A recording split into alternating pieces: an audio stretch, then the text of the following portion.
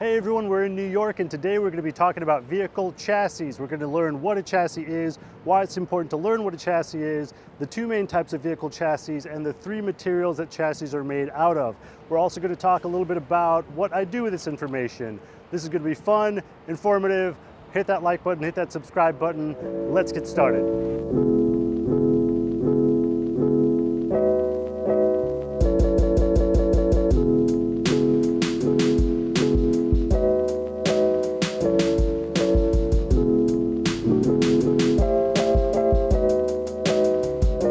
The chassis or frame is the structural foundation of a vehicle. It is the skeleton-like thing upon which all the other parts of a car are bolted onto. It's important to know what a chassis is for a couple reasons.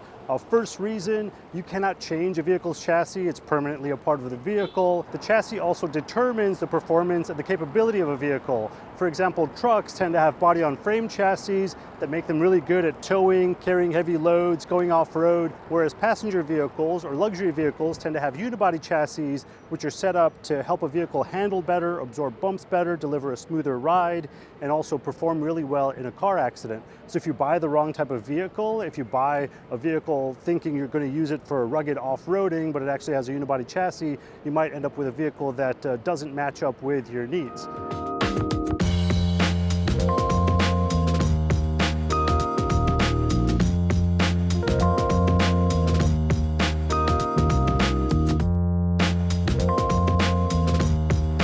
Two types of chassis, the unibody chassis and the body-on-frame chassis. Let's talk about the body-on-frame chassis first. Body-on-frame chassis are called body-on-frame chassis because the body of the vehicle is bolted onto the frame of the vehicle. Long ago, we didn't have computer-controlled manufacturing techniques, and so it was much easier to build a car by starting off with a frame that looks like a ladder and then bolting all the other parts of the vehicle onto that frame. So the body was bolted onto the frame.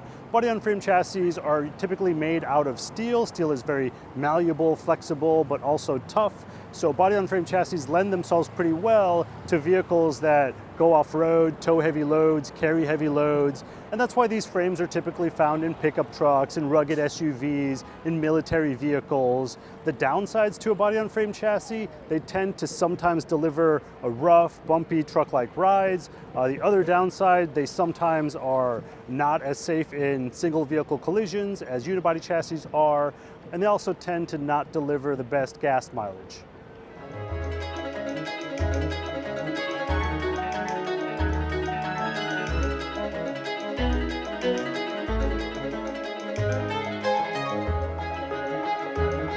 The other type of chassis is the unibody chassis. Unibody stands for unitized body, and in a unibody chassis, the body and the frame of the vehicle are one thing. So there's no separate frame. It's manufactured as a single unit.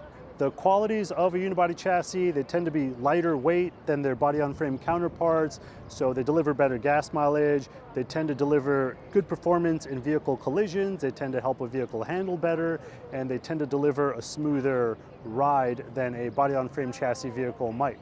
They're also really versatile, so a lot of vehicles, luxury vehicles, sports cars, economy vehicles, even some pickup trucks and SUVs have unibody chassis. In a luxury vehicle, the unibody chassis is set up to absorb bumps and deliver a smooth ride and perform well in car accidents.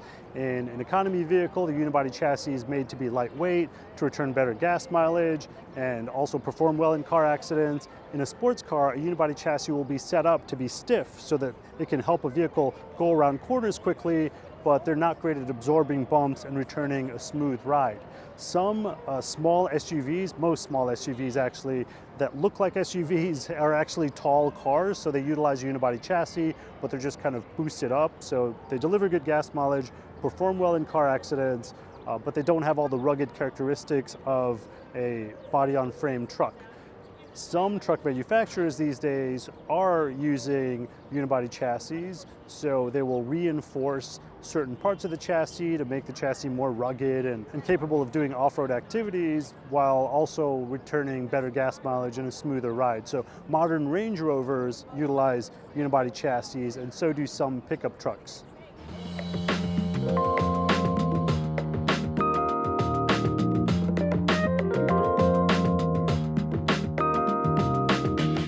The three types of materials you need to be aware of that chassis are made out of are aluminum, steel, and carbon fiber.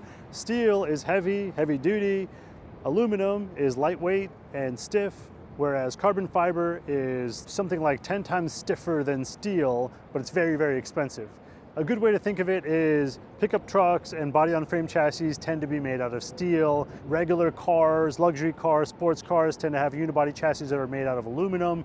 Very expensive sports cars that have unibody chassis tend to be made out of carbon fiber. In reality though, most vehicle manufacturers tend to use a different blend of materials when they're building a chassis. So some components of the chassis will have to be reinforced steel, other parts of the chassis will be flexible to absorb bumps, other parts of the chassis will be made out of mid-grade metal. A typical unibody chassis will have a little bit of steel, a little bit of aluminum.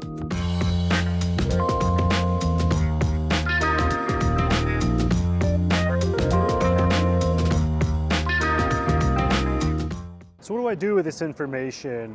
When I'm looking for a rugged SUV or a pickup truck, I tend to insist that it have a body-on-frame chassis. If I'm looking for a luxury vehicle, a sports car, or an economy car, I want it to have a unibody chassis. And the other side of that is, if I see a pickup truck that has a unibody chassis, I tend to not think that it's a real rugged SUV or a pickup truck. But then there are exceptions to every rule. The H1 Hummer, for example, one of the most rugged vehicles in the world, has a unibody chassis. The Volvo 240, the old Jaguar XK, those vehicles have body-on-frame chassis, and they're kind of interesting because they have body-on-frame chassis, because they should have unibody chassis, but they don't. So they're kind of unique and weird. So there's that. Okay, I hope you enjoyed watching this video. Hit that like button, hit that subscribe button. Leave a comment below if this made sense. If it didn't, leave a comment below. Visit startingcars.com, and I will see you next time.